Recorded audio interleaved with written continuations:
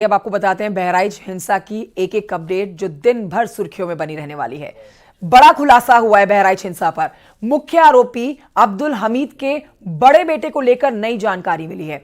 आपको बता देते हैं हिंसा का मास्टरमाइंड अब्दुल हमीद का बड़ा बेटा है जिसका नाम महमूद आलम है।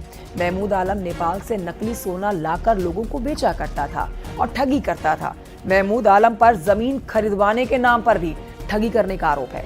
महमूद आलम पर एक सिपाही से भी ठगी करने का आरोप है। फिलहाल अब्दुल हमीद और उसके दो बेटे पहले से ही जेल में बंद हैं, जबकि बड़ा बेटा महमूद आलम अभी फरार है। अब्दुल हमीद अपने बेटों के साथ नेपाल भागने की फिराक में था। उसका चौथा बेटा पिंटू, जो कि नेपाल के बांके जिले के नेपालगंज में रहता है।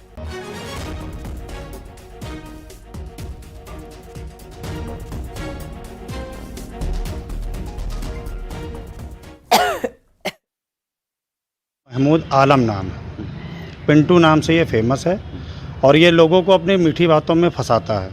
फंसाने के बाद ठगी का शिकार बनाता है। जैसे आपसे हाँ, कितनी ठगी करी है? हमारे साथ तो इन्होंने 2-3 किस्तों में, जैसे कभी 2 लाख रुपए, कभी 1 लाख रुपए, ऐसे करके तकरीबन 4,70,000 रुपए के आसपास की ठगी इन्होंने की है। तो आप उसके संपर्क में कैसे आए?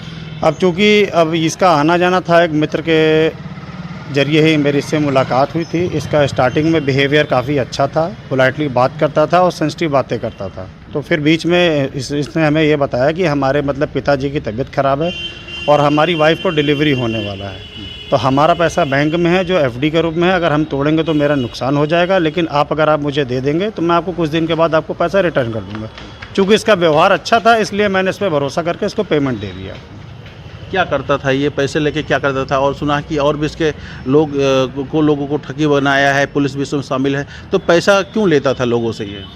अब जब हम ठगी का शिकार हुए तो हमने इसके बारे में महाराजगंज में इसकी तहकीकात की। तहकीकात से मुझे वहाँ के स्थानीय लोगों से पता चला कि इसका यही पेशा है कि लोगों के साथ ठगी करना और उस पैसे से नेपाल में जाके अय्याशी करता है। तो लोगों से क्या कह के पैसा लेता था ये? लोगों को अपने बहाना बताता था, बीमारियां बताता था, कारोबार में पैसा इन्वेस्ट कराने की बात करता था, प्रॉफिट देने की बात करता था और कुछ ऐसी दुर्लभ चीज़ें हैं जो नेपाल से या चाइना से मंगा के देने की बात करता था, जिससे लोग इसकी भ्रामक परिस्थितियों में फंसकर शिकार होते थे। क्या व्यापार करता था ये? अब मुख्यतः तो इसका व्यापार है नकली सोना का।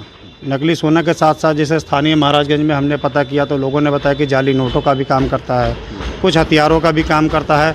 इस तरीके की लोगों ने हमें जानकारी दी है।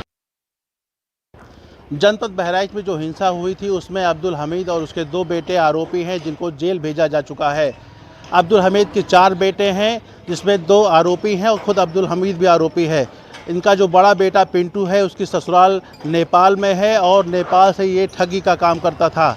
ये नेपाल से नकली सोना लाकर भारत में बेचा करता था और लोगों को ठगी का शिकार बनाता था। कहता था ये नेपाल का असली सोना है, जबकि जब यहाँ व्यापारी इसको लेते थे उसके बाद वो नकली सोना साबित होता था। उसने कई ऐसे लोगों को भी ठगी बनाया, व्यापारी को बनाया, जिनसे पैसा ले लिया और अब तक 3 से 4 साल हो गए पैसा नहीं दिया। उसने सिपाही तक को भी नहीं छोड़ा है। एक सिपाही को भी उसने शिकार बनाया, जिनसे ज़मीन के नाम पर 6,70,000 रुपये ले लिए। तो ऐसे में अकूत संपत्ति आने का एक बड़ा जरिया अब्दुल हमीद के पास इस ठगी का था, सिंडिकेट था, जिसके वजह से ये मनबड़ हो गए थे और उन्होंने गोलीकांड जैसी घटना को अंजाम दिया।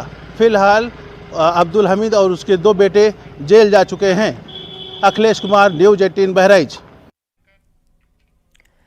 बहराइच बुलडोजर एक्शन की कार्रवाई का मामला एनएचआरसी और राज्य मानवाधिकार आयोग के पास पहुंचा है।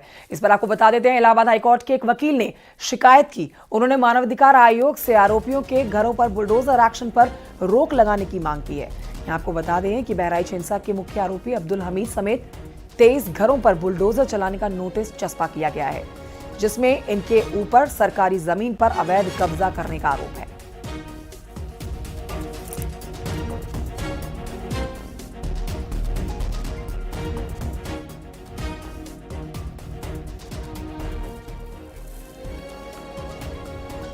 इस मामले में एक और बड़ा अपडेट आपको दे देते हैं। बहराइच में जो हिंसा हुई उसमें आगजनी, हत्याकांड और आरोपियों के घर कल बुलडोजर चल सकता है। बुलडोजर वाली कार्रवाई में जो जानकारी मिल रही है उसके मुताबिक कल यानी कि सोमवार के दिन बुलडोजर चलाया जा सकता है जिन लोगों के पेपर पूरे नहीं पाए जाते हैं। महाराजगंज से हुई हिंसा के बाद अवैध अतिक्रमण हटाने के लिए पीडब्ल्यूडी ने 3 दिन पहले इनको नोटिस यहां पर दिया है। इनके घरों के बाकायदा बाहर नोटिस चस्पा किया गया है। नोटिस में अवैध कब्जा हटाने के लिए 3 दिन का जो वक्त दिया गया था, इसकी मियाद आज खत्म हो रही है रविवार के दिन। तो ऐसे में हो सकता है कि कल बुलडोजर वाली कार्रवाई यहां पर देखी जाए। आपको यह बताएं कि मूर्ति विसर्जन के दौरान हुई हिंसा में एक शख्स की मौत हो गई थी, जिसके बाद अब बुलडोजर वाला एक्शन यहां देखा जाना है।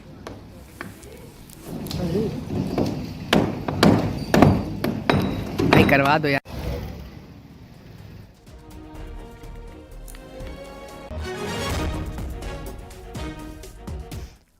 बढ़ते हैं आगे। नोएडा से खबर, जहां पर नौकरानी की मौत पर जमकर हंगामा हुआ है। सेक्टर 134 की हम बात कर रहे हैं। 134 सेक्टर में मेड्स ने इस घटना को लेकर नाराजगी जाहिर की है। जेपी कॉस्मोस सोसाइटी के गेट पर बड़ी संख्या में मेड्स इकट्ठा हुई हैं। जमकर बवाल मचा है। सूचना के बाद थाना एक्सप्रेसवे पुलिस की टीम यहां मौके पर पहुंचती है।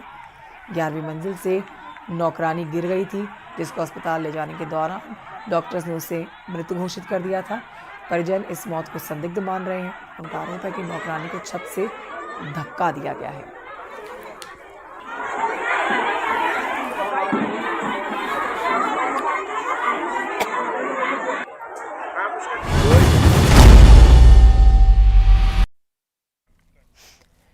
रामपुर में महिला सिपाही की हत्या के मामले में पुलिस ने उसके पति और नंदोई को गिरफ्तार किया है। बता दें आपको, कुछ दिनों पहले मुरादाबाद में महिला सिपाही की सिर कटी लाश मिली थी। वो रामपुर के महिला थाने में हेड कांस्टेबल थी। पति पत्नी दोनों यूपी पुलिस में सिपाही हैं।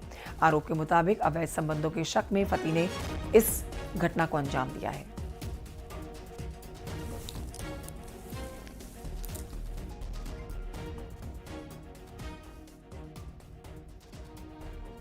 मृतका के परिजनों से विस्तृत पूछताछ और साक्ष्य संकलन में यह तथ्य प्रकाश में आया है कि उसकी हत्या उसके पति ने और उसके पति के बहनोई ने, दोनों ने मिल करके कर दी थी।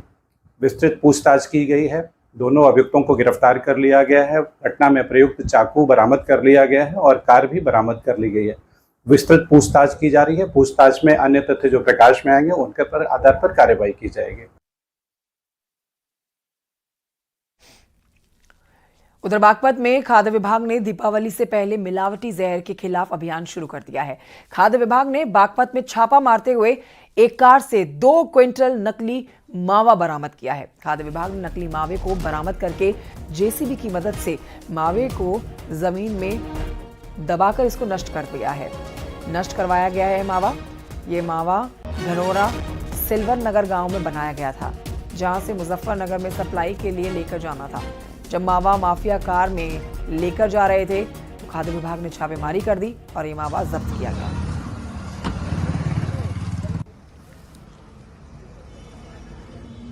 ग्राम धनौरा सिल्वर नगर तहसील बागपत से नकली या मिलावटी मावा तैयार होकर मुजफ्फरनगर की तरफ एक प्राइवेट स्विफ्ट डिजायर गाड़ी में ले जाया जा रहा है।